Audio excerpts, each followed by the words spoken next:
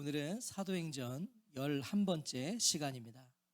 지난 시간에 우리는 교회의 원형, 초대교회 성도들의 성령님으로 충만한 삶을 봤어요. 그들의 삶이 어땠는지, 어떤 내용이었는지를 우리가 함께 보았습니다. 이어지는 오늘 본문은요, 그런 초대교회의 평범한 일상 중에 일어난 비범한 일, 바로 사도행전에 기록된 첫 번째 치유 이적 사건입니다. 사도행전에 처음 기록되고 있는 치유 사건이에요. 바라기는 오늘 이 본문 말씀이 그냥 단순히 성경에 기록된 이야기가 아니라 오늘의 이야기요, 나의 이야기가 되기를 간절히 축원합니다. 아멘. 자, 함께 그 소망을 가지고, 믿음을 가지고 우리 1절을 다시 한번 읽어보겠습니다. 시작. 제9시 기도 시간에 베드로와 요한이 성전에 올라갈새. 본문은 베드로와 요한이 제9시, 오늘로 말하면 오후 3시입니다. 오후 3시 기도 시간에 성전에 올라가는 것으로 시작되고 있어요. 기도하기 위해서. 당시 유대인들은 일정한 기도 시간을 가지고 있었는데 그것이 아침 9시, 오후 3시, 그리고 해질녘, 일몰 때입니다. 이렇게 3번을 정하여 기도를 했다는 거죠. 자, 제9시 기도 시간은 베드로와 요한의 지극히 평범한 일상 중에 한때였다는 걸 말해주는 거예요. 왜? 그 시간은 늘 기도하러 갔으니까. 그냥 평범한 일상이었다고요. 언제나 베드로와 요한은 이 시간이면 어김없이 기도하기 위해 성전을 찾았습니다. 이것은 이들이 삶 가운데 늘 하나님을 모시고 살았다는 걸 말해주는 거예요. 그렇죠? 늘 시간을 정해서 그 시간이 되면 성전에 올라가 기도했다는 건 늘 하나님을 모시고 살았다. 아침 9시, 오후 3시, 해질녘 중에 언제가 기도하기 가장 쉽지 않은 시간인가 한번 생각해 보세요. 언제가 가장 기도하기가 쉽지 않을까? 어떠세요? 아침 9시, 오후 3시, 해질녘. 사실 우리 모두의 표정은 다 쉽지 않죠. 다 쉽지 않아요. 우리 교회 예배 시간으로 한번 생각해 볼까요?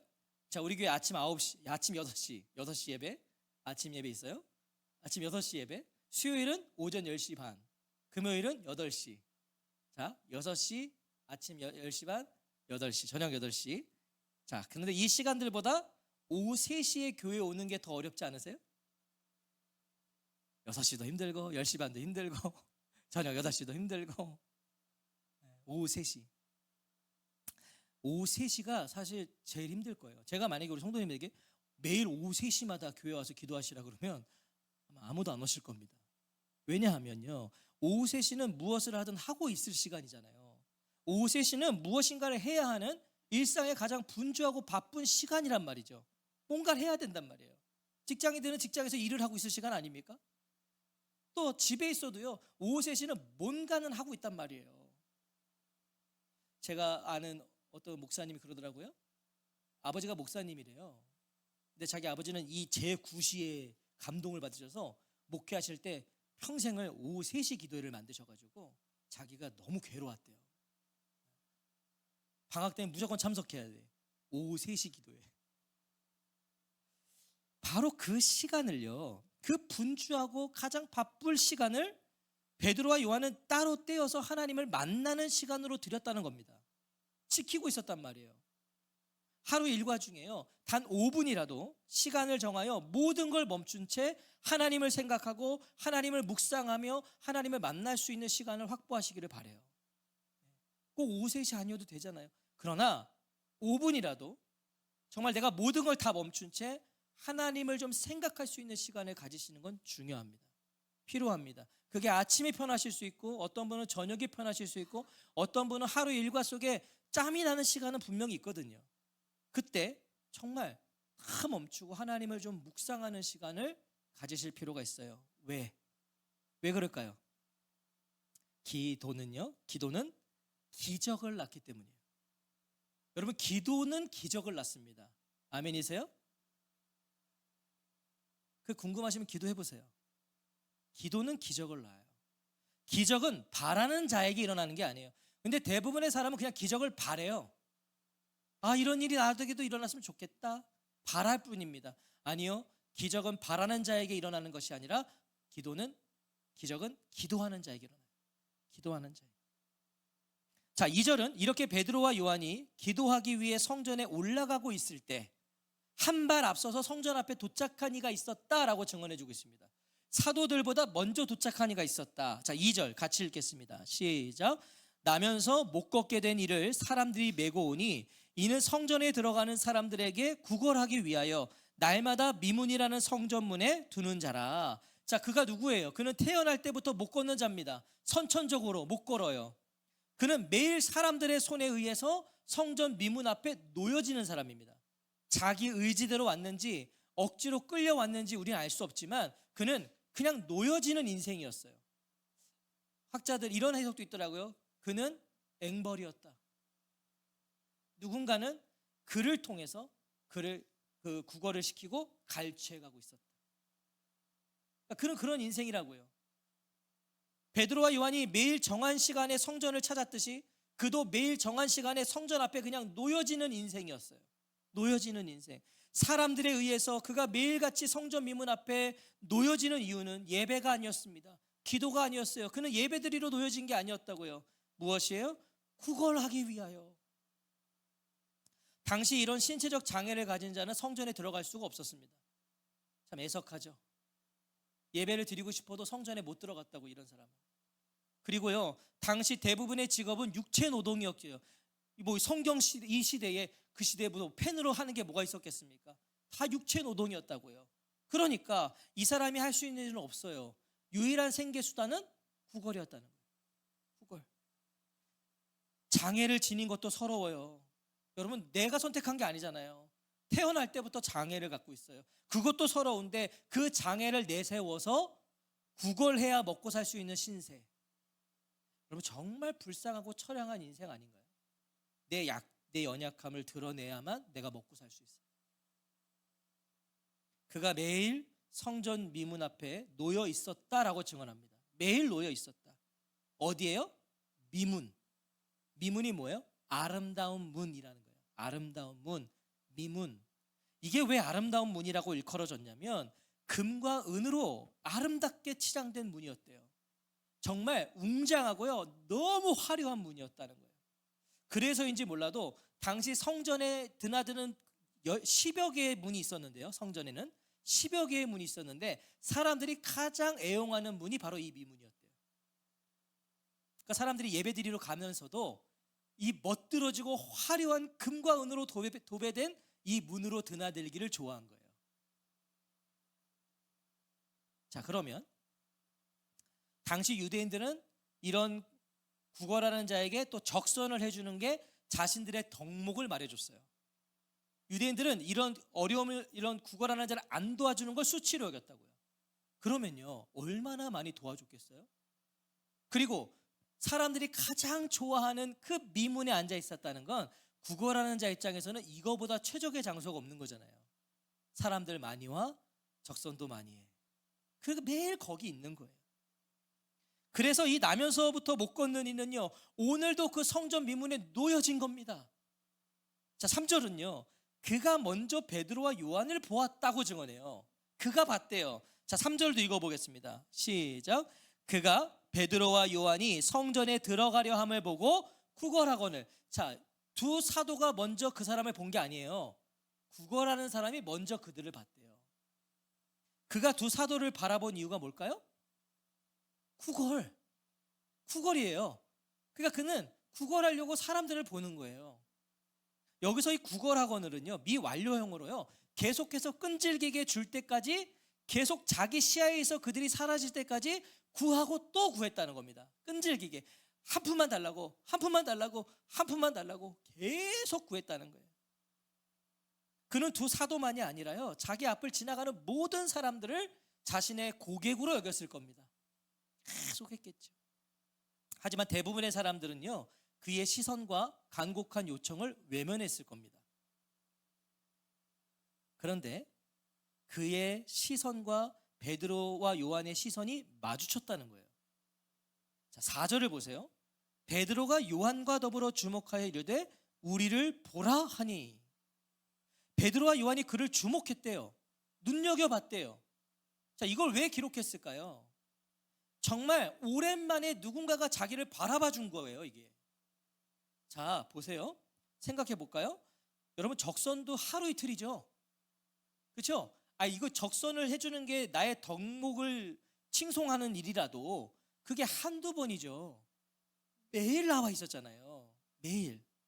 매일같이 성전에 오는 이들에게요, 매일같이 구걸하는 이는 어느 순간부터 그냥 나무 기둥처럼 여겨지지 않았을까요?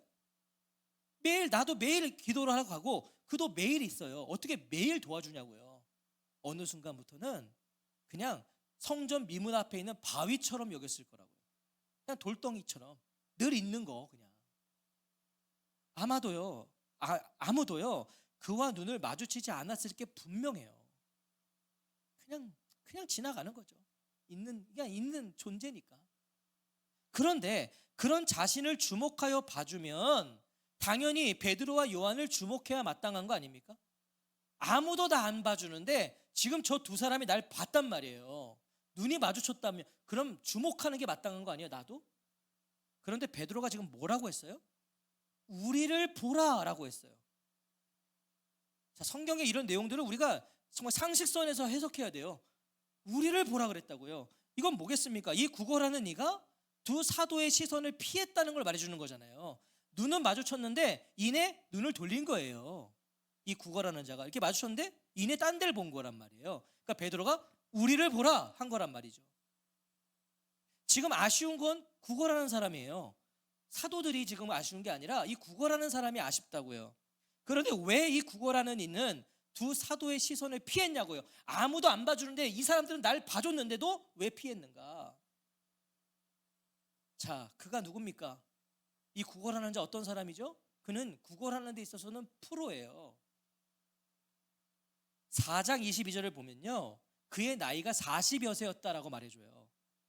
여러분, 40여 세예요 지금 나이가. 그러면 성인이 되어서부터 성전 미문에 나와 구걸했다고 쳐도요, 적어도 20년 이상 그는 구걸을 하며 살았어요. 20년 이상. 자, 20년 이상 구걸을 하면 그냥 딱 보면 사이즈 나오는 거 아니에요? 그죠? 딱 보면 아는 거예요. 이 사람이 날 도와줄 수 있는 재력이 있나 없나, 도와줄 것 같아 아닌가 딱 보면 아는 거예요. 근데 행색을 보니까 이 사도들이 별 볼 일 없는 거죠. 눈은 마주쳤는데 딱 보니까 행색이 별 볼 일 없어. 이건 뭐 나 도와줄 수가 없는 것 같아. 그러니까 이내 시선을 돌린 거라고요. 우리가 잠시 후에 보겠지만 이거 맞아요. 역시 그는 프로였어요. 실제로 이 두 사도는 가진 게 없어요.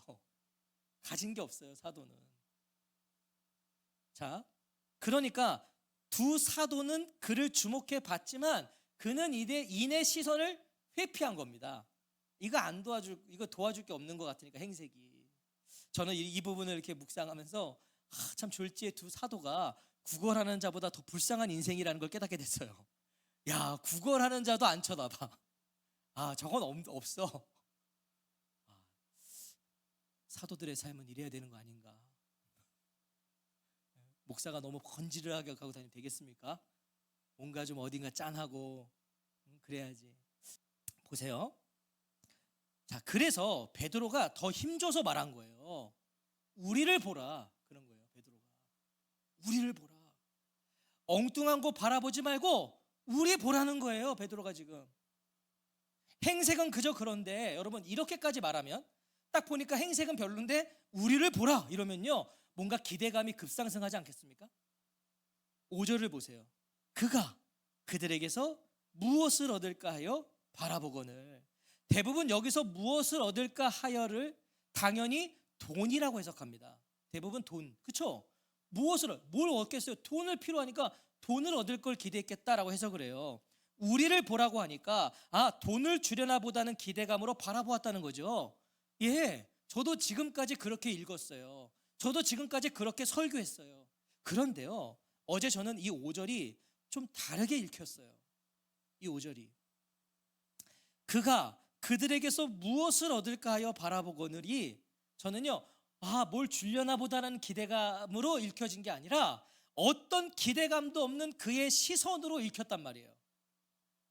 정말 오랜만에 자신의 시선을 회피하지 않는 이들이었지만 행색을 본 후 먼저 시선을 돌린 건 구걸하는 사람이었잖아요. 지가 돌렸다고요, 시선을. 그래서 베드로가 우리를 보라고까지 말해야 됐던 사람이란 말이죠. 자, 그런 그가 어떤 기대감을 가지고 봤다 여겨지지가 않는단 말이에요. 문맥적으로 보자 이거죠. 지금 상황적으로 그가 기대를 갖고 있었다면요, 왜 이 시선을 회피했겠어요? 이미 얘네는 안 돼 하고 시선을 회피한 인간이 기대감을 보고 봤겠어요? 저는 그렇게 느껴지지 않아요. 그는 그저 보라고 하니까 이런 사람들에게서 내가 무엇을 얻겠나 싶은 마음으로 그냥 본 거예요. 이런 거죠. 정말 어떤 기대도 없는 얼굴로 그냥 이러고 본 거예요. 뭐 줄 수 있어? 이런 눈빛으로 본 거라고요. 그런데 혹시나가 역시나였죠. 역시 프로였단 말이에요. 보세요. 6절에 베드로가 이르되 은과 금은 내게 없거니와. 이 얘기를 들었을 때 이 사람 어땠겠습니까? 베드로가 적선할 돈이 없다 그래요. 난 돈이 없다라 그래요. 기대도 안 했으니까 저는 실망도 안 했을 거라고 봅니다. 이 사람. 아이고, 그러면 그렇지. 이런 얼굴이었을 거예요. 그러면서 이내 시선을 다른 이들에게로 돌리려고 했겠죠.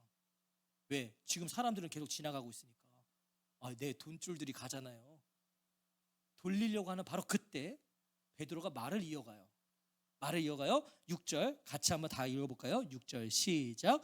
베드로가 이르되 은과 금은 내게 없거니와 내게 있는 것을 내게 주노니 나사렛 예수 그리스도의 이름으로 일어나 걸으라 하고, 베드로와 요한이 구걸하는 일을 주목한 이유, 그에게 힘줘서 우리를 보라고 했던 이유가 밝혀지는 거예요. 왜 보라고 했는지, 왜 주목했는지가 밝혀지는 거죠. 베드로와 요한에게 구걸하는 이가 원하는 은과 금은 없어요. 돈은 없단 말이에요. 베드로에게. 아니, 처음부터 그걸 주고자 그를 주목하지 않았어요. 베드로는 돈 주려고 그를 주목하지 않았다고요. 처음부터 그에게 예수 그리스도의 이름을 주고 싶었던 거예요. 베드로는 처음부터. 세상은 그런 구걸하는 자에게 절실한 건 은과 금, 돈이라고 하겠지만, 세상은 그렇게 말할 거예요. 저 사람한테 필요한 건 돈이지 라고 말하겠지만, 베드로와 요한은 그것이 아니라는 걸 깨닫게 된 거예요. 여러분, 제 말 잘 들으세요. 깨닫게 된 거예요.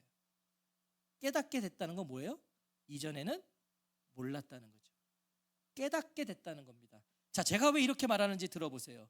자, 생각해 보십시오. 베드로와 요한, 그리고 이 나면서부터 못 걷는 이는 오늘 처음 본 사이가 아닙니다.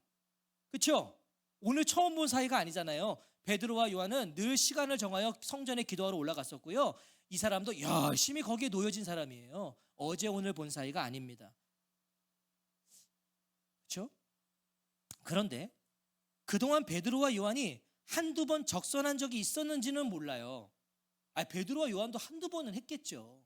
그런데 그를 주목한 적이 없다고요. 왜? 오래됐으니까. 오래도록 봤으니까. 그에게 우리를 보라고 말한 적 없어요. 지금까지 없어요. 오늘 처음이니까 기록된 거예요. 그동안은 두 사람도 그렇게 말해본 적이 없어요. 그에게 예수 그리스도의 이름을 준 적이 없었단 말이에요. 그런데 오늘 왜 그를 주목하여 보았고, 왜 오늘 그에게 우리를 보라 외치며 예수 그리스도의 이름을 주었을까? 이런 질문이 드셔야죠.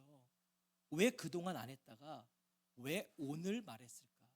왜 오늘은 그를 주목했고, 왜 우리를 보라 했고, 왜 오늘 그에게 예수의 이름을 줬을까? 내게 있는 이것을 내게 주노니 라고 그랬어요. 베드로가. 내게 있는 이것을 내게 주노니. 이건 뭘 말해주는 거죠? 이전에 그들 안에는 예수가 없었다. 그전에는 예수가 없었다. 하지만 오순절 성령님의 강림을 통하여 그들은 예수의 사람이 되었고 성령의 사람이 되었단 말이에요. 분명 그들의 기도는 이전의 기도와 달라졌겠죠. 성령의 사람이 됐으니까, 예수의 사람이 됐으니까 성전에 그렇게 드나들었지만 이제 오순절 이후로는 그들의 기도가 달라졌어요. 기도할 때마다 그들 안에는 예수님이 그러셨던 것처럼, 그들이 예수님 봤잖아요. 예수님이 그러셨던 것처럼 영혼을 향한 사랑과 긍휼이 불붙기 시작하는 거예요. 기도할 때마다 영혼이 보이는 거예요. 바로 오늘 나무와 바위처럼 여겨지던 그가 한 영혼으로 예수님이 계셨다면 결코 지나치지 않았을, 성전에서 예수님이 가장 먼저 만나주시고 가장 먼저 불쌍히 여겨주셨을 그 영혼으로 보이기 시작한 거예요. 바로 오늘 말이에요. 그래서 그를 주목하게 되었고요. 그에게 우리를 보라 외쳤던 거고요. 자신들 안에 가득 차 있는 그 이름, 예수 그리스도의 이름을 준 거예요. 은과 금은 내게 없거니와 내게 있는 이것을 내게 주노니 나사렛 예수 그리스도의 이름으로 일어나 걸으라. 베드로가 예수 그리스도의 이름으로 일어나 걸으라고 합니다. 예수의 이름으로 일어나 걸어라. 설교를 준비하면서요, 문득 이 순간 베드로의 마음이 무엇이었을지가 궁금해졌어요. 안 궁금하세요? 저는 궁금해지더라고요. 나사렛 예수 이름으로 일어나 걸으라 했을 때 베드로는 그 마음이 무엇이었을까? 어떤 마음으로 그랬을까? 베드로는 왜 그가 요구하지도 않은 말을 했을까? 여러분, 이 구걸하는 자는 나 일어나 걷게 해주세요 요구한 적이 없어요. 그는 그냥 한 푼 줍쇼만 했죠. 나 좀 도와달라고만 했죠. 일어나 걷게 해달라고 요구한 적이 없음에도 불구하고 베드로는 왜 그가 요구하지 않은 것을 말해줬을까? 어쩜 베드로는요, 어떤 소망 없이 주저앉아 죽지 못해 살고 있는 그의 모습 속에서 실패자로 절망 속에 주저앉아 있던 자신의 모습을 보았는지도 몰라요. 여러분, 베드로가 누구예요? 그는 실패자예요. 그는 낙오자입니다. 예수님 부인하고 그냥 모든 것을 절망 속에서 난 이제 그냥 고기나 잡아먹고 살겠다. 나 원래 어부잖아. 나 다시 물고기 먹고 살게. 그리고 도망갔어요. 떠났단 말이에요. 그렇게 실패자로 살았어요. 그런데 그렇게 평생 실패요 낙오자로 주저앉아 살아갔을 자신을 예수님이 찾아오셨잖아요. 여러분, 만약에 예수님이 베드로를 안 찾아가셨으면 베드로는 평생 실패자로 낙오자로 살다가 어쩌면 가룟 유다처럼 스스로 목숨을 끊었을지도 몰라요. 괴로우니까. 내가 수제자였거든요. 예수님이 찾아가지 않으셨다면 그는 그렇게 됐을지도 몰라요. 그런데 예수님 찾아오셨고요, 여전히 그런 베드로를 사랑한다고 말씀해 주셨죠. 사랑한다고. 그리고 그를 다시 일으켜 걸어가게 해주셨어요. 주저앉아 있는 그를 일으켜 걸어가게 해주셨어요. 어떻게? 내 어린 양을 먹여라. 내 양을 쳐라. 내 양 먹여라. 베드로야, 너는 나를 따라와라. 그를 다시 걷게 하셨다고요. 베드로는 그 예수님을 이 불쌍한 영혼에게 주고 싶은 거예요. 지금 내가 만난 그 예수님, 나 일으켰던 예수님을 주고 싶은 거예요. 내게 있는 이것을 내게 주노니 나사렛 예수 그리스도의 이름으로 일어나 걸어라. 자신을 일으켜 다시 걷게 하신 예수님이시라면 이 영혼도 다시 일어나 걷게 하실 것이라는 믿음과 확신이 베드로에게 주어진 거예요. 이건 주어진 거예요. 그가 생긴 게 아니라 주어진 거예요. 성령님의 역사였던 거죠. 성령님의 역사. 여러분, 우리가 되나 안 가나 아무나 앉혀놓고 나사렛 예수 이름으로 일어나 걸어라 한다고 되는 게 아닙니다. 베드로는 정말 분명한 믿음과 확신이 주어져서 그것을 선포한 거였어요. 선포한 거였어요. 하지만 이 구걸하는 자는 아니죠. 자, 이 구걸하는 자는요, 나사렛 예수도 잘 모르고요, 베드로가 지금 어떤 믿음과 확신으로 자기에게 외치고 있는지도 몰라요. 관심 없어요. 그의 관심은 오직 돈이니까 관심 없어요. 몰라요. 아마도 은과 금이 없다는 말에 그는 인상 쓰며 베드로를 째려보고 있었는지도 몰라요. 어휴, 너 때문에 지금 몇 명을 놓친지 모른다, 이러고 있었는지도 몰라요. 그런데요, 베드로는 아니에요. 진정 이 영혼에게 예수 그리스도의 이름을 주고자 했어요. 베드로는 예수님이 진정 이 영혼에게 필요한 분이심을 그는 확신했어요. 맞죠? 은과 금은 그를 구원할 수 없어요. 은과 금은 그를 구출할 수가 없어요. 그 저주받은 것 같고 그 불쌍한 인생을 바꿔줄 수가 없다고요. 여러분, 은과 금을 주면 어떻게 됩니까? 그냥 오늘 그의 배만 채워주는 거죠. 그는 내일 또 와야 돼요.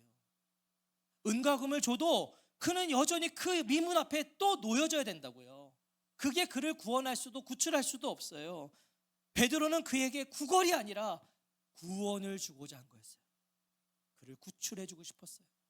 그 삶에서 그를 건져주고 싶었던 거예요. 베드로는 그냥 오늘 그의 배를 채우는 것으로 만족한 게 아니라 베드로는 그를 아예 거기서 해방시켜주고 싶었어요. 나사렛 예수 그리스도의 이름으로 말이에요. 그래서 미동도 하지 않는, 아니 입을 삐죽거리며 비웃고 앉아있는 그의 오른손을 잡아 일으키는 겁니다. 7절을 읽어볼까요? 7절 시작. 오른손을 잡아 일으키니 발과 발목이 곧 힘을 얻고. 여러분, 이거 뭘 말해주는 겁니까? 이 구걸하는 자는 나사렛 예수 이름으로 뭐가 일어나 걸으라 했을 때 일어났어요? 아니요, 그는 그냥 웃기고 있네, 이러고 있었던 거예요. 믿음이란 밑자도 없었던 거예요.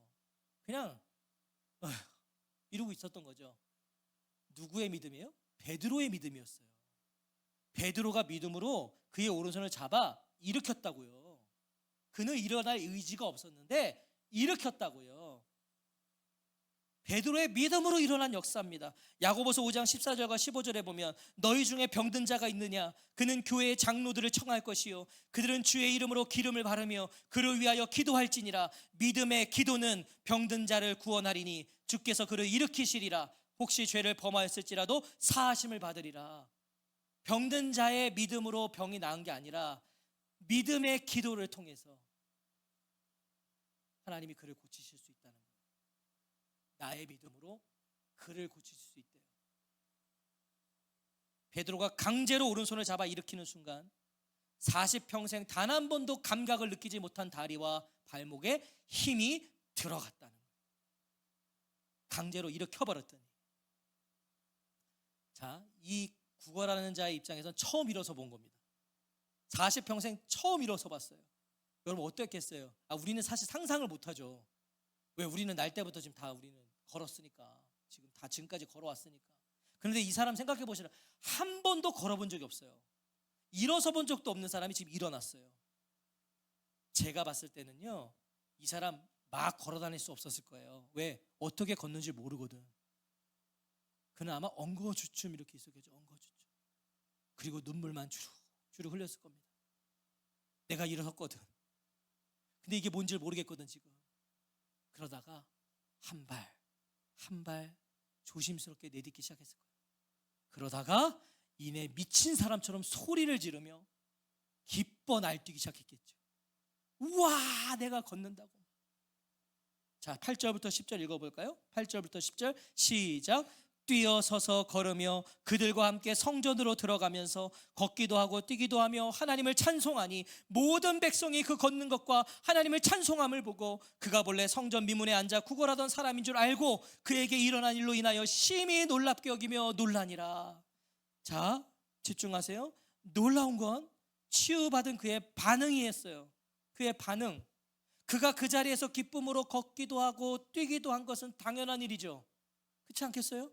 아니, 내가 한 번도 지금 걸어본 적이 없는데 내가 걸었으니 기뻐 날뛰는 건 당연한 거예요. 그런데 그들과 함께 성전으로 들어가면서 걷기도 하고 뛰기도 하며 하나님을 찬송하니. 할렐루야. 베드로와 요한이요, 즉시 그 자리를 피한 걸 알 수 있어요. 그렇죠? 성전으로 들어갔대잖아요. 뭐예요? 자신들이 주목받지를 원치 않은 거예요. 예수님한테 그렇게 배웠거든. 너희가 하는 게 아니니까 너희가 주목받기를 피해라. 그래서 제자들은 즉시 그 자리를 피한 거예요. 당연하죠. 자신들이 행한 일이 아니거든요. 예수님이 행하신 일이었기 때문에 그들은 속히 그 자리를 피합니다. 무엇보다 자신들은 치유를 행하기 위해 온 게 아니거든요. 여러분, 베드로와 요한이 지금 성전에 왜 왔어요? 기도하러 왔잖아요. 그러니까 그들은 치유하러 온 게 아니라 기도하러 왔기 때문에 그냥 빨리 기도하러 간 거예요. 그래서 치유보다 더 중요한 기도를 위해 성전으로 들어가는데, 이 치유받은 이가 함께 성전으로 들어가면서 걷기도 하고 뛰기도 하며 하나님을 찬송하니. 여러분, 치유보다 중요한 건 기도입니다. 네? 치유보다 중요한 건 기도예요. 기도하러 가잖아요. 그 치유한 현장을 거기서 그걸 막 누리고 감격하고 이러지 않아요. 기도하러 가는 거예요. 기도가 더 중요했거든. 자, 그런데 이 사람, 일어난 사람이요, 저와 성도님들하면 어떻게 하실 거예요? 내가 일어났어. 40평생 한 번도 서보지 내가 일어나면 아마 우리는 그동안 가고 싶은 데를 제일 먼저 가든가, 네? 지기를 갖지 않겠어요? 와 하면서 가지 않았겠어요? 근데 이 사람 어디를? 성전으로 따라 들어갔다. 치유받은 그가 성전에 들어가 하나님을 찬송했다는 것은요, 나사렛 예수 그리스도가 그의 주와 그리스도가 되셨다는 걸 말해줍니다. 그럼 언제 이 사람은 믿음이 들어갔어요? 앉아 있을 때, 일어나 걸으라 했을 때는 믿음이 없었어요. 근데 베드로가 잡아 일으켰을 때, 발과 다리에 힘이 들어갔을 때 그는 믿음이 들어온 거예요. 그때 믿음이 들어온 거예요. 구걸하던 성전이 하나님을 예배하는 성전이 되었어요. 성전 밖에 구걸하던 인생이 성전 안 예배자, 구원받은 백성이 된 것이에요. 사랑하는 성도 여러분, 오늘 본문은 오늘 이 자리에 있는 우리 모두가 다 성전 미문 앞에 있던 자였다는 것을 가르쳐주고 있는 거예요. 우리가 다 성전 미문 앞에 앉아 있었던 인생들이었다. 어떤 소망도 기대도 우리에게는 없었어요. 없었다고요. 물론 우리는 두 발이 건강하죠. 우리 다 건강하시잖아요, 두 발이. 우린 다 앞을 볼 수 있죠. 우린 전부 다 말할 수 있고 들을 수 있죠. 그래서 우리는 마음껏 말하고 떠들고 그냥 내가 가고 싶은 거 마음껏 가고 살아왔죠. 살고 있죠. 그런데 그런 우리는요, 죄로 인하여 가장 중요한 하나님께로는 나면서부터 갈 수 없던 자들이었어요. 아멘이신가요? 우리 그런 사람들이었어요. 우리 신체 멀쩡하고 우리 다 건강했죠. 우리 마음대로 살았지만 예수 그리스도가 없었다면 우린 가장 중요한 분에게로는 갈 수 없었다고요. 날 때부터 갈 수 없는 사람들. 그런 우리에게 나사렛 예수 그리스도의 이름으로 일어나 걸어라 전해주었던 베드로와 요한이 있었어요. 우리에게 복음을 전해준 사람들이 있었다고요. 복음을 알게 해준 통로들이 있었다고요. 예수님이 그렇게 우리를 찾아오셔서 일어나 아버지께로 걸어갈 수 있게 해주셨어요. 그래서 여기에 계신 거예요. 성전 밖의 인생을 성전 안 인생 되게 하셨어요. 영적 불황자로 생을 마감했을 우리를 예배자 되게 하셨어요. 여러분, 우리는 다 예수 없었으면 다 영적 불황자예요. 세상에서 뭐 어떻게 살고 있어도 우린 전부 다 그냥 영벌을 향하여 가고 있는 사람들, 불황자들. 근데 우리 예배자 되게 하셨어요. 그런데 오늘 우리의 예배에 이 감격이 있으시냐고요. 걷기도 하고 뛰기도 하며 하나님을 찬송하고 계세요. 그럼 이 사람의 예배를 생각해 보세요. 이 사람 어떤 예배 드렸을까요? 40평째 처음 일어서서 성전에 들어갔어. 나 지금까지 병신이라고 성전도 못 들어갔어. 근데 내가 오늘 들어가. 어떤 예배 드렸을까요? 제가 봤을 땐 제일 앞에서요, 진짜 미친 듯이 찬양을 했을 거예요. 얼굴은 웃고 있는데 눈에서 눈물이 주룩주룩 흘렀을 거예요. 아주 정신 나가는 사람처럼 예배했겠죠. 평생 그렇게 예배했을 거예요. 평생. 오늘 우리에게 그 예배의 감격이 있냐고요. 그렇게 찬송하고 계시냐고요. 다 식어버린 형식적인 종교 행위자로 와 있으신 건 아니에요. 그냥 종교 행위자로 여전히 미문과 같은 세상에서 은과 금을 좇고 바라며 주저앉아 있으신 건 아니에요. 세상은 미문이에요. 미문을 향해 살라 그래요. 그 앞에 가라 그래요. 똑같이 그냥 그거 좇고 계신 거 아니에요? 거기에 주저앉아 계신 거 아니에요? 세월이 흘렀지만 여전히 성전 밖을 맴도는 인생인 것 같지는 않으세요? 내가 교회 다닌 지 오래됐는데 난 여전히 성전 밖에 맴도는 인간 같아요. 교회 안에 들어와 있는데 내 마음은 그냥 성전 밖에 앉아있는 이 구걸하는 사람 같아. 인생의 어떤 기대도 소망도 할 수 없어서 자포자기한 심정으로 주저앉아 있고 계신 건 아니에요. 그냥 기대도 없고 왜 사는지도 모르겠고 이렇게 살아서 뭐하나, 어떤 꿈도 없고 그냥 주저앉아 있는 인생 같지 않으세요? 이 시간 주님의 뜻을 전해드립니다. 나사렛 예수 그리스도의 이름으로 일어나 걸어라. 나사렛 예수 그리스도의 이름으로 명하노니 일어나 걸어라. 오늘 일어나시기 바랍니다. 걸으시기 바래요.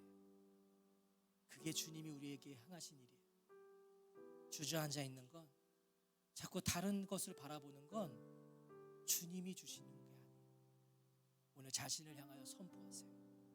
오늘 제가 지금 말했던 이 어느 한 곳에 내가 걸려있는 인생 같으시다면 자신을 향하여 선언하세요.